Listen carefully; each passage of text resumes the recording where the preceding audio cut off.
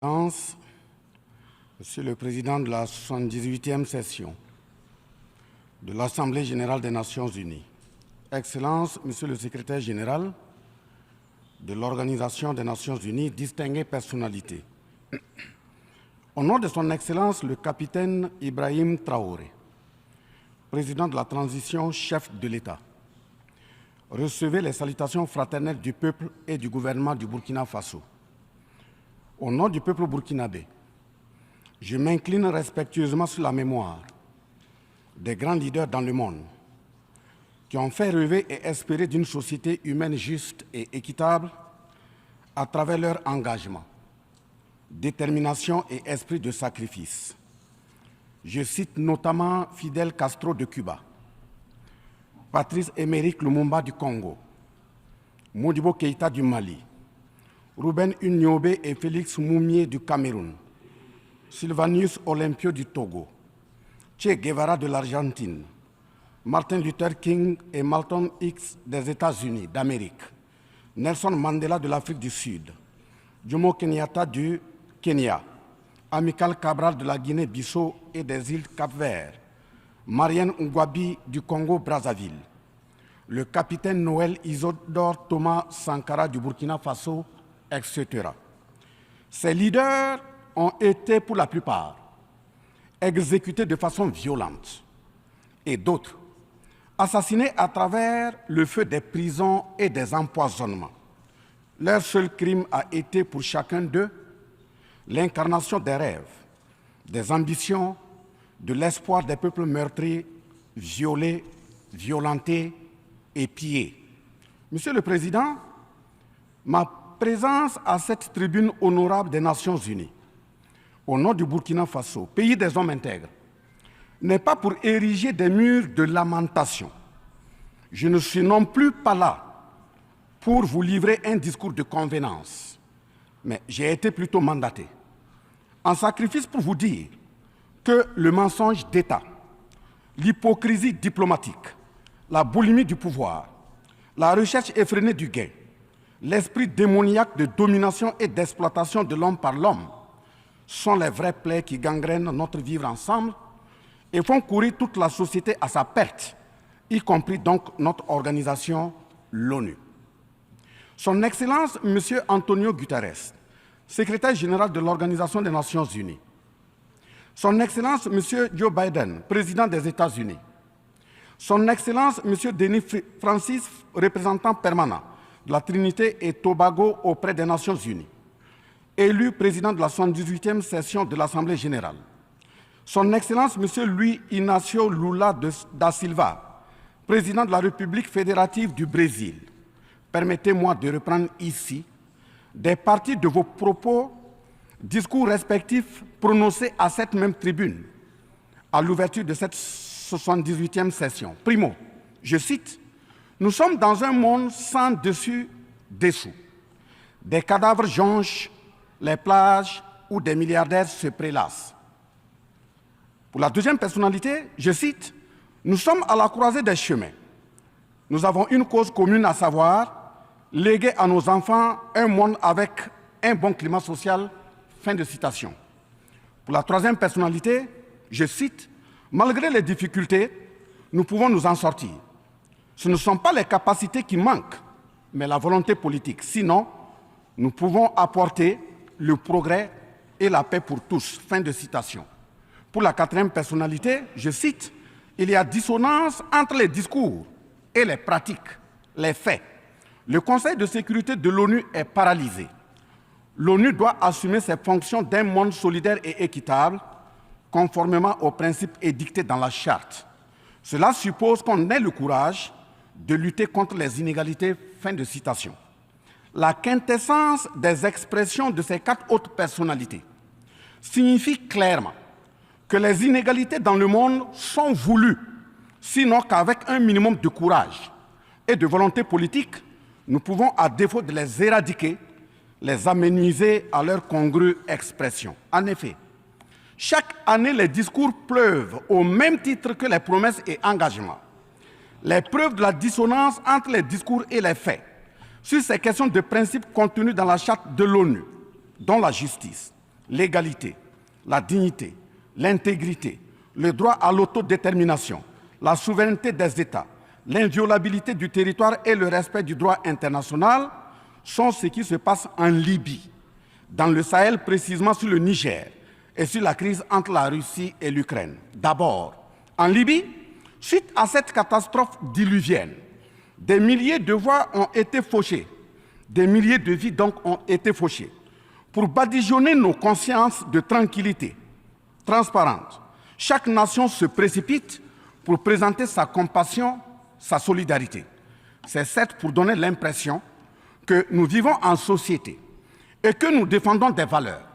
L'honnêteté intellectuelle le recommande et l'histoire des consciences nous reflète que nous devons présenter nos sincères excuses au peuple libyen pour avoir été, collectivement et individuellement, par passivité condamnable ou par complicité active et inacceptable, aux côtés des bourreaux qui ont été la première catastrophe anthropique en Libye. C'est cette catastrophe qui a mis la Libye à genoux en la saccageant et tuant son guide avant que les eaux de déluge ne viennent l'endeuiller davantage. Et malheureusement, à la tête de cette catastrophe humaine était l'ONU sous la résolution 1970 et le silence coupable, voire la complicité de la CEDEAO et de l'Union africaine. Cette macabre intervention, avec la France de Nicolas Sarkozy en tête, a liquidé le guide libyen, le colonel Muammar Kadhafi, le 20 octobre 2011. Si les condoléances au peuple libyen avaient un minimum de bon sens et sans hypocrisie, cette diplomatie macabre n'aurait jamais lieu autour du cas du Niger pour y créer une Libye bis. Ensuite, pour preuve que les relations internationales sont teintées d'une haute hypocrisie diplomatique, dénudées de conscience, de morale, de dignité, d'intégrité, de justice, donc de paix, ce sont encore les mêmes gesticulations dans un aliment scandaleusement mortifère qui s'agitent comme des fauves autour de leur proie blessée pour la dévorer. Aujourd'hui, nous avons fait le constat malheureux que, contrairement au discours de profession de bonne foi prononcé à cette tribune de l'ONU, invitant au respect de la Charte de l'ONU et du droit international, les dirigeants représentant le peuple frère du Niger ont été pratiquement interdits d'accès au siège des Nations Unies. Le Burkina Faso condamne fermement cette manœuvre sordide qui relève de pratiques moyenâgeuses. Cela ne peut évidemment se faire que par des esprits en perte de valeurs essentielles pour toute vie harmonieuse en société. De ce fait, nous renchérissons pour dire que l'ONU ne doit en aucun cas être un instrument dans les mains d'un quelconque pays.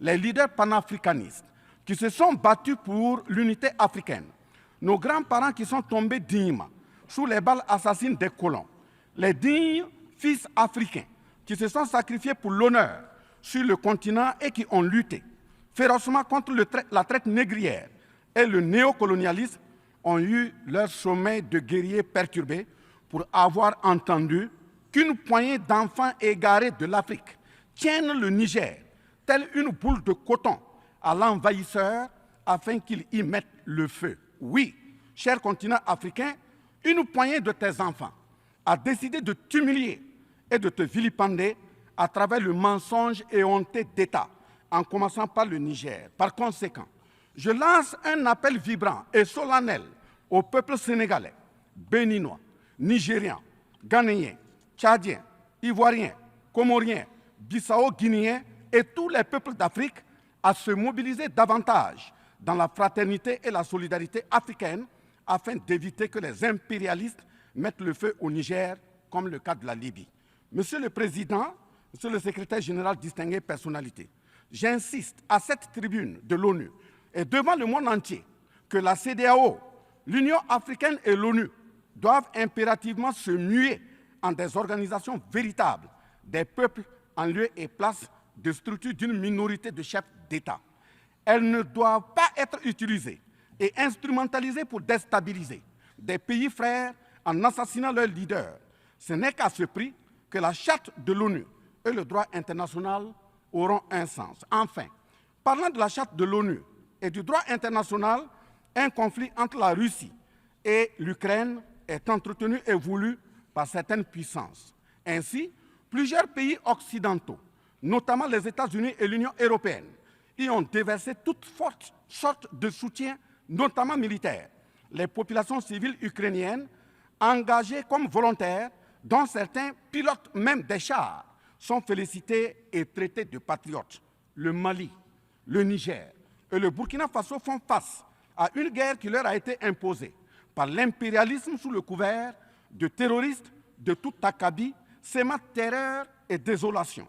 Malgré l'existence de cette même charte des Nations Unies, avec ses principes d'égalité, de justice d'une part, et d'autre part, le même droit international invoqué, à cette tribune de l'ONU, il y a nettement un fossé abyssal dans le traitement des questions. En effet, prenant le cas du Burkina Faso, les populations civiles, face aux incursions barbares et meurtrières des terroristes, ont décidé de s'engager aux côtés des forces de défense et de sécurité. Ces populations ainsi engagées, formées et encadrées par les FDS, sont appelées des volontaires pour la défense de la patrie. Ainsi, au Burkina Faso, nous avons 58 000 VDP, dont 42 000 VDP communaux et 16 000 VDP nationaux, qui combattent sur tous les fronts aux côtés des forces de défense et de sécurité, formées, encadrées, orientées par elles. Celles-ci n'agissent que sur instruction et surveillance des FDS et conformément à des textes réglementaires en vue de protéger leur vie et leurs biens. Ce sont ces patriotes que certains chefs d'État de la CEDEAO et de l'Union africaine, sur instrumentalisation de puissances impérialistes capitalistes, tentent de faire croire à la communauté internationale que ce sont des milices. C'est cela le mensonge éhonté d'État. Monsieur le Président, si la communauté internationale était honnête et sincère dans son engagement contre le terrorisme, il ne perdurera point, de sorte à ce que des populations civiles s'engagent et se forment pour assurer leur propre défense. Parlant d'un manque de franchise de cette communauté internationale, voici les exemples. Premièrement, lorsque le Mali, le Burkina Faso, le Niger et d'autres pays se sont organisés sur leurs frontières communes en mutualisant leurs forces pour faire face au terrorisme, la France est venue de nulle part imposer son instrument qu'est le G5 Sahel. Aujourd'hui, la CEDEAO, qui a subitement une force d'intervention pour établir des démocraties, a annoncé un apport de 2 milliards de dollars US. Mais à la création de cette G5 Sahel, jusqu'à nos jours, à sa vaporisation, cette CEDEAO n'a pu débourser que 25 millions de dollars, 25 millions de dollars US. Où est donc le sérieux dans la défense des vies humaines prônée par la Déclaration universelle des droits de l'homme et des peuples? Deuxièmement, le Burkina Faso subit des sanctions cyniques suite au coup d'État du 30 septembre 2022. Cette nébuleuse dite communauté internationale, sous l'impulsion de la France qui est passée par ses valets locaux en Afrique, a tenté d'abord de faire nommer un Premier ministre au Burkina Faso en vain. Ensuite, ils sont passés à l'imposition de ministres dans des postes stratégiques au sein du gouvernement burkinabé en vain. Et enfin, ils ont négocié le maintien des relations afin que le capitaine Ibrahim Traoré mette en œuvre tout ce qu'ils décideront, condition sine qua non d'une durée à souhait au pouvoir. L'ayant aussi refusé, au nom de l'intérêt supérieur de son peuple, une avalanche de mesures répressives, de menaces, de tentatives de coup d'État, manœuvres immorales sont en élaboration dans des laboratoires criminels. Et malheureusement, toutes ces manœuvres et missions macabres sont pilotées en marionnettes téléguidées par des personnages de couloir présidentiel africains. C'est ainsi que même cette fameuse initiative d'Accra, sans le Mali, n'a pas fait long feu. Troisièmement, en plus des coupures d'aide, d'annulation de conventions de formation de nos forces de défense et de sécurité, nous assistons au blocage de notre matériel militaire, commandé avec la sueur de nos compatriotes, toujours sous l'impulsion de la France. En exemple, pour les vecteurs aériens nécessaires pour le contrôle et la défense du territoire, nous avons eu un contrat avec le Brésil, dont la licence d'armes devait provenir de la Belgique, et le système de navigation de tir ainsi que des caméras des États-Unis d'Amérique, puis un moteur du Canada. Ces moyens sont aujourd'hui fallacieusement et cyniquement bloqués. Vous parlez de défense des droits humains à cette tribune de l'ONU. Je vous invite donc à nous livrer incessamment nos armes pour la défense et la protection de nos populations meurtries. En tout état de cause, vous êtes solennellement saisis. Et si rien n'est fait, l'histoire vous tiendra responsable de non-assistance à personne en danger. Monsieur le Président, Monsieur le Secrétaire général, ce tableau peu reluisant de cette communauté internationale, caractérisée par la non-assistance à États en proie au terrorisme, l'hypocrisie internationale, la suprématie de quelques puissances au sein de l'ONU, la complicité au pillage de l'Afrique, etc., ne commande-t-il pas la traduction de cette communauté internationale devant la Cour pénale internationale? En un mot, notre sécurité sera assurée par nous-mêmes en priorité et non par quelqu'un d'autre. Sur la question de la présence de Wagner au Burkina Faso, chantée par une certaine presse téléguidée depuis l'Élysée, je répondrai ceci. Oui, Monsieur le Président, c'est nous les Wagner du Burkina Faso. Oui, ces braves forces de défense et de sécurité et volontaires pour la défense de la patrie sont les Wagner du Burkina Faso. Par conséquent, du haut de cette tribune de l'ONU, je magnifie le sacrifice de tout patriote au nom de l'intérêt national. Je salue vivement la mémoire de tous ceux qui sont tombés les armes à la main et magnifie le courage et l'intégrité de ceux qui sont toujours en vie et foncent inexorablement et de façon sacrificielle vers la victoire de notre peuple et la sauvegarde de notre patrie. Au lieu de nous aider à arrêter cette saignée humaine, ce sont des accusations fallacieuses, des mensonges éhontés d'État, englobés dans une diplomatie d'hypocrisie et des menaces voilées pour nous indiquer des partenaires à fréquenter et des conduites à tenir. Nous disons non. Au nom de la même charte des Nations Unies et du droit international que vous évoquez tous et toutes ici à cette tribune, les peuples africains en général et sahéliens en particulier sont résolument engagés à assumer absolument et pleinement leur émancipation totale pour un progrès social véritable. Ainsi, le Burkina Faso liera de façon souveraine ses partenariats avec qui il veut et achètera ses moyens de défense avec qui il veut. Qu'un pays s'appelle Russie, Iran, Turquie, Azerbaïdjan, Cuba, Nicaragua, Corée du Nord, le Burkina Faso y achètera et y vendra librement ses produits sans intermédiaire, encore moins une autorisation de qui que ce soit. Et cela advienne que pourra. Monsieur le Président, Monsieur le Secrétaire général, parlant toujours d'hypocrisie et de mensonges d'État, dans cette question de lutte contre le terrorisme, en général et dans le Sahel en particulier, voici d'autres faits que vous n'ignorez certainement pas et j'en suis certain. Primo, dans le Sahel, nous avons près d'une dizaine de milliers de soldats d'armées étrangères, composés en majorité de soldats français, mais également des soldats américains, allemands, italiens, etc., avec des armes, des matériels volants et de surveillance des plus sophistiqués au monde. Et malgré tout, personne ne voit des colonnes de centaines de terroristes se déplacer pour aller servir la désolation et la mort, souvent avec des armes inimaginables. Au Mali, au Niger et au Burkina Faso, il n'y a ni usine de fabrique d'armes, ni de munitions. Qui recrute donc ces terroristes? Qui les entraîne? Qui les dote en permanence? Qui les nourrit et avec quels moyens? Croyez-vous à cette philanthropie au nom de laquelle des Occidentaux vont envoyer leurs militaires au Sahel mourir pour des beaux yeux des Sahéliens? Si oui, qu'est-ce qui justifie les énervements et autres gesticulations puériles et diplomatiques dès qu'on dit à la France de déguerpir militairement? La vraie raison, ce sont les ressources du sous-sol au Sahel. En effet, l'Assemblée nationale française a voté la loi numéro 057-7-27 du 10 janvier 1957, parue dans le journal officiel de la République française du 12 janvier 1957, portant création de l'Organisation commune des régions sahariennes, OCRS, qui regroupe des parties du Mali, du Burkina Faso, du Niger, de la Mauritanie, de l'Algérie, etc. Cette zone n'a jusque-là pas d'égal dans le monde en termes de richesse de sous-sol.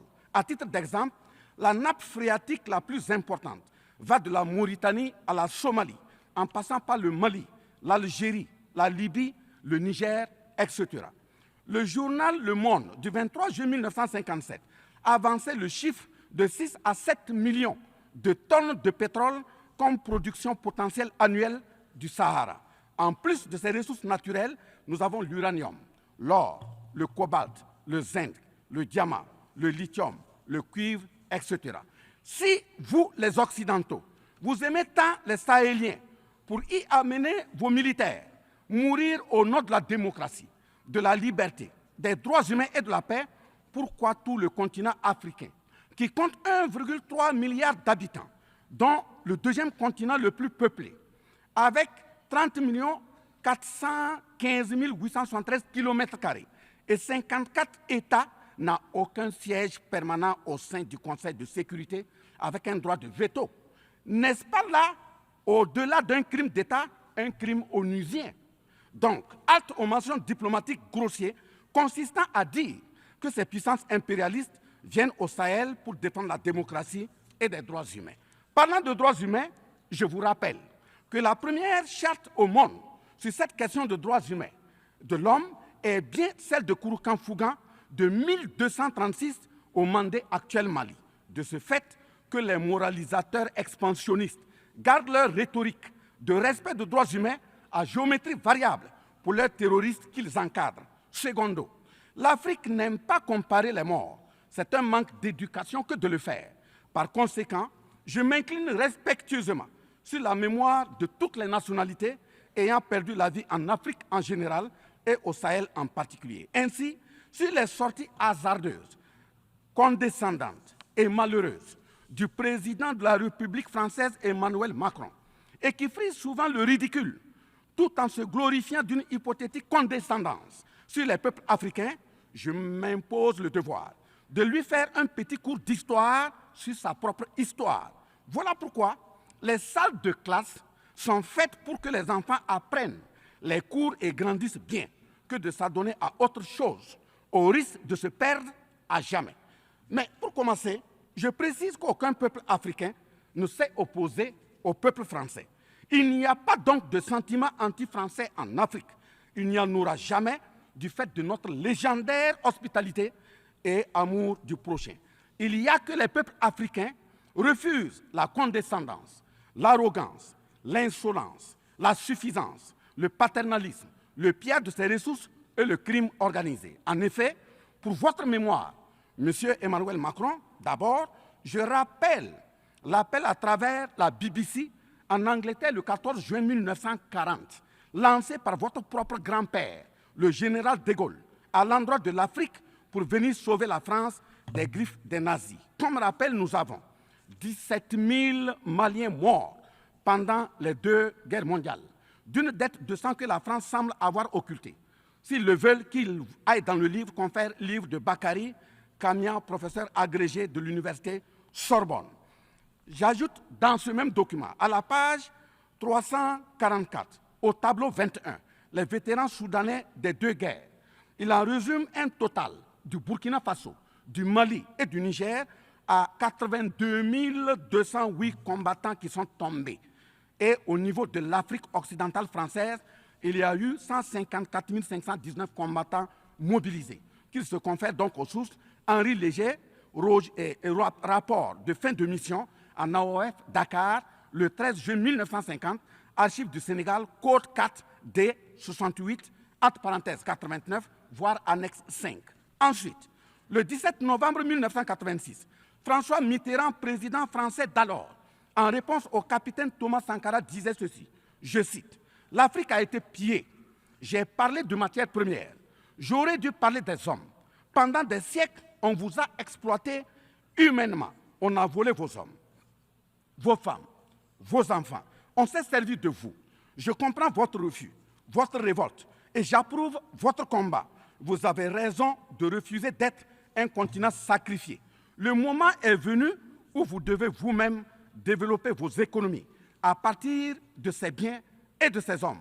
Et le devoir de ces pays qui ont profité abusivement du travail africain, c'est de restituer à l'Afrique une part de ce qui a été pris au travers des siècles derniers. » Fin de citation. Effectivement, l'Afrique a toujours été vachement pillée, mais elle reste riche en hommes, en valeur et en richesse minière.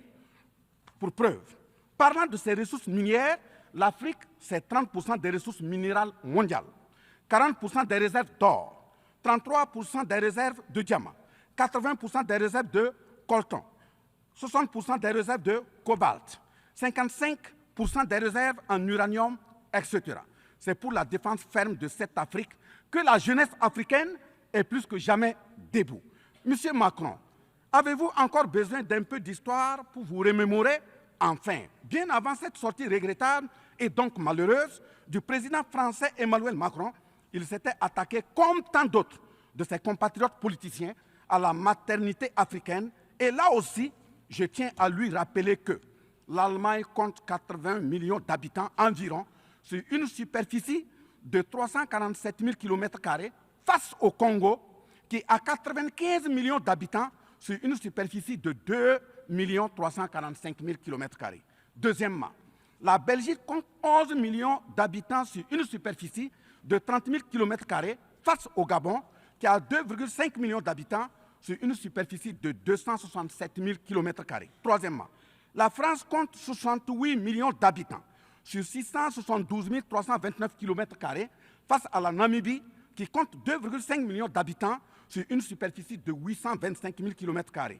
C'est fort de tout ce qui précède que, justement, Aimé Césaire, paix à son âme, disait, je cite, « L'Afrique est le seul continent au monde où les populations chantent et dansent et applaudissent pour ceux qui les appauvrissent, les affament et les torturent. Le malheur de l'Afrique, c'est d'avoir rencontré la France. » Fin de citation. Certes que l'Occident a violenté, volé et violé l'Afrique. Quelle est notre part de responsabilité en tant que dirigeants africains? N'est-ce pas nous, dirigeants africains, qui prêtons le flanc pour qu'on nous piétine? En effet, nous avons abandonné notre identité pour ne rien être. Nos noms ont disparu pour faire place à d'autres noms importés et qui ne collent pas à nos réalités. Il nous faut reconquérir notre culture. Nous avons singé en copiant l'Occident, en monogamie. Voilà qu'aujourd'hui, on veut nous faire croire que des contre-valeurs, des attitudes contre la nature relèvent du ressort de la liberté. Il ne sera pas question d'homosexualité en Afrique. Je le répète, il ne sera pas question d'homosexualité chez nous. Monsieur le Président, ce qui vient d'être décrit sont les étiquettes profondément malheureuses d'une ONU aujourd'hui résumée qu'à sa portion de forme, car 1,2 milliard de personnes sont plongées dans la misère. 2 000 milliards de dollars US dans l'armement. 20 fois le budget de l'ONU dans le nucléaire. Sur les questions de développement, l'Afrique reçoit du FMI et de la Banque mondiale 34 milliards de dollars contre 160 milliards de dollars pour l'Occident. La paralysie du Conseil de sécurité de l'ONU, la paralysie de l'Organisation mondiale du commerce, la montée des tensions suite au repositionnement géostratégique. L'Organisation mondiale du commerce également encore bloquée. Le Fonds monétaire international, FMI et la Banque mondiale qui fonctionnent en véritable usurier. L'Organisation mondiale de la santé qui est de plus en plus dominée par les firmes pharmaceutiques de rente, donnant ainsi une priorité commerciale que sociale aux vaccins tels que le vaccin contre la Covid-19. L'ONU qui devient de plus en plus l'ombre d'elle-même de par les tentatives de sa prise en otage par un conglomérat de puissances internationales impérialistes, brouillant ainsi la clarté et le sérieux dans ses prises de position, etc. Par conséquent, les peuples africains en général, et sahéliens en particulier, se battront vigoureusement pour que la CEDEAO, l'Union africaine et l'ONU soient des institutions au service véritablement des peuples du monde pour leur profonde émancipation et le progrès social véritable. Parce que ce sont les manquements de ces organisations, leur manque de sincérité, leurs décisions clientélistes et à géométrie variable, la couverture des tripatouillages constitutionnels, avec leur lot de crimes, la promotion de la mauvaise gouvernance, le pillage, la désorganisation sociale et la corruption qui conduisent immanquablement au coup d'État, qui ne sont donc que des conséquences. Traitons donc les causes et les conséquences disparaîtront d'elles-mêmes. Mais si nous continuons avec ce jeu de l'Autriche, à la diplomatie d'hypocrisie, aux mensonges éhontés d'État, aux crimes organisés, au tripatouillage constitutionnel et à la fabrication de l'armée à la tête de nos États africains, même l'ONU risque de ne pas échapper à un coup d'État. À bon entendeur, salut. Dans ce sens,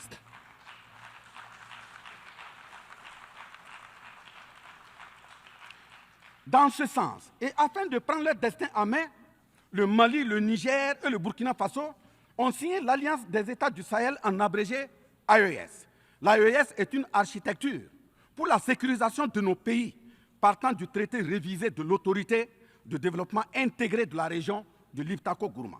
Prenant en compte la situation sécuritaire et surtout le manque de franchise dans le partenariat, il s'agit de compter sur nos propres ressources en recherchant la mutualisation de nos moyens et à œuvrer à faire disparaître les discontinuités dans les espaces de manœuvre opérationnels. Monsieur le Président, je vous signifie avec force et fermeté, dans une haute et intelligible voix que, primo, nous, peuple africain, sommes foncièrement démocrates. Pour preuve, notre attachement à la dignité humaine transcende la démocratie. Ce que nous refusons, c'est moins donc la démocratie que le piège de la démocratie qui nous est tendu. Ainsi, la démocratie électoraliste s'est avérée un moyen de contrôle de nos États à travers le jeu de chaises musicales de dirigeants très souvent imposteurs, corrompus, voleurs, violeurs de constitution, car étrangers au seul intérêt de nos États africains qui vaillent. Secondo, nous, Africains, sommes-nous aujourd'hui reconnus dans notre dignité d'homme, au sens de un homme égal à un homme? La réponse assurément est non, au-delà des convenances circonstanciées, pour nous endormir et mieux nous asservir. Triste pour le continent noir, reconnu scientifiquement comme berceau de l'humanité, mais dans la réalité humilié, placé sous contrôle dominé. Des indépendances factices aux guerres fratricides, de la démocratie électoraliste aux aides biaisées, des guerres de rapine au terrorisme malicieusement fabriquées, entretenues et injectées dans nos contrées africaines, notamment au Mali, au Burkina Faso et au Niger. Il y a une seule constante, nous dominer, maintenir le pied sur notre cou, tel le cas de notre malheureux frère George Floyd aux États-Unis, ici même. Est-ce cela la démocratie? Et il se trouve des partisans de cette conception étriquée de la liberté pour justifier intellectuellement l'asservissement et la barbarie contre nos peuples en lutte pour leur dignité et leur souveraineté au nom d'un principe paradoxal de liberté qui, in fine, assassine la liberté. Oh liberté, quel crime n'a-t-on pas commis en ton nom? C'est pourquoi nous décidons désormais de dire non. Non à tous ces amis qui veulent du bien au point de nous menacer de guerre pour imposer leur amitié. Nous adapterons notre démocratie tant brandie et chantée par des loups dans des pots de bélier afin de sécréter par nous-mêmes le leadership politique adéquat pour nos peuples en vue de leur bonheur. Oui, l'émancipation totale et le progrès social véritable pour nos peuples constituent la finalité de toute action, qu'elle soit politique, économique, socio-culturelle et ou sécuritaire. Troisièmement, les peuples africains en général, et ceux sahéliens en particulier, ont découvert des chaînes d'aliénation économique, sécuritaire, socio-culturelle matérialisées en accord secret avec la France et sont engagés à les casser pour leur émancipation véritable. Ce sont entre autres, premièrement, la dette coloniale. Nous n'allons pas fermer les yeux et la payer tout en laissant nos populations mourir de faim et de soif, et voire de maladie. Deuxièmement, la question de la monnaie dont le franc CFA, appelé franc des colonies françaises d'Afrique, n'est pas une priorité africaine. Au plan juridique, la propriété est le droit de jouir et disposer des choses de la manière la plus absolue. Confère article 544 du Code civil français chez eux-mêmes. Un brevet est donc détenu par la France sur le franc CFA. Elle est par conséquent propriétaire du franc CFA et elle la loue aux États francophones africains.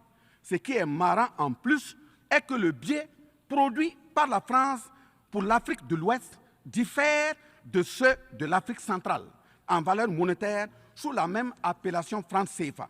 Le seul document reconnaissant le franc CFA est le décret numéro 45-0136 du 26 décembre 1945, dont les signataires furent Charles de Gaulle, président du gouvernement provisoire, René Pleven, ministre des Finances, et Jacques Soustel, ministre des Colonies. Quatrièmement, la priorité aux intérêts aux entreprises françaises dans les marchés publics et appels d'offres publics, c'est terminé. Cinquièmement, le droit exclusif de fournir des équipements militaires et de former les officiers militaires des colonies, là également c'est terminé, etc. Quatrièmement, personne n'applaudit un coup d'État. Mais si nous ignorons que ces coups d'État sont souvent des conséquences de la mauvaise gouvernance et des tripatouillages constitutionnels pour s'offrir des mandats supplémentaires. Il y en aura toujours. Donc, ayons la lucidité de combattre les vraies causes en restant exigeants sur le respect des règles démocratiques et de la bonne gouvernance. Cinquièmement, les peuples africains ne sont pas opposés au peuple français, mais c'est plutôt la politique française, pleine de condescendance, qui est rejetée. En effet, la France, en refusant le rapatriement de son ambassadeur récusé au Niger, est une violation du droit international, notamment l'article 9 alinéa 1 et 2 de la Convention de Vienne sur les relations diplomatiques de 1961. En décidant de l'interdiction des artistes du Burkina Faso, du Mali et du Niger en France, c'est une méconnaissance très grave de la portée culturelle en tant que moteur d'équilibre familial, communautaire, voire national. L'artiste est un médecin du psychique, même à distance. En déclarant qu'ils ne veulent pas de chômeurs, de migrants, de voleurs, etc. en France, nous en Afrique en général, et au Sahel en particulier, ce sont les producteurs de chômeurs et de voleurs via le pillage cynique de nos ressources que nous ne voulons pas. Mais sincère reconnaissance au peuple du monde, à l'ensemble des personnalités à tous les niveaux dans le monde qui comprennent et accompagnent le Burkina Faso, le Mali et le Niger dans cette montée, certes difficile, mais s'adresse totale sur le chemin de la pleine émancipation, l'expression de la dignité, de l'honneur, de la liberté, de l'égalité, de la prospérité, de la justice et donc de la paix. Face à la situation que traverse le Burkina Faso, le gouvernement burkinabé a mis en œuvre des actions vigoureuses à travers l'adoption d'un nouveau plan de développement, le plan d'action pour la stabilisation et le développement, et ses 4 axes prioritaires qui sont, premièrement, la lutte contre le terrorisme et la restauration de l'intégrité territoriale. Deuxièmement, la réponse à la crise humanitaire. Troisièmement, la réponse de l'État à l'amélioration de la gouvernance. Et pour terminer, le dernier élément, la réconciliation nationale et la cohésion sociale. Ces efforts visent à offrir à la population burkinabé de meilleures conditions de vie, tout en saluant l'ensemble des partenaires à travers le monde qui nous accompagnent. Nous invitons vivement ceux qui sont toujours dans le doute ou tétanisés par des rapports au contenu faux qu'ils sont les bienvenus au Burkina Faso, à condition que le partenariat cadre avec la vision de la transition résumée dans ces 4 axes. Vive l'ONU, vive la 78e session, vive les peuples en lutte, vive la solidarité entre les peuples, vive l'Afrique libre, vive l'Alliance des États du Sahel, vive le Burkina Faso, la patrie ou la mort, nous vaincrons. Je vous remercie.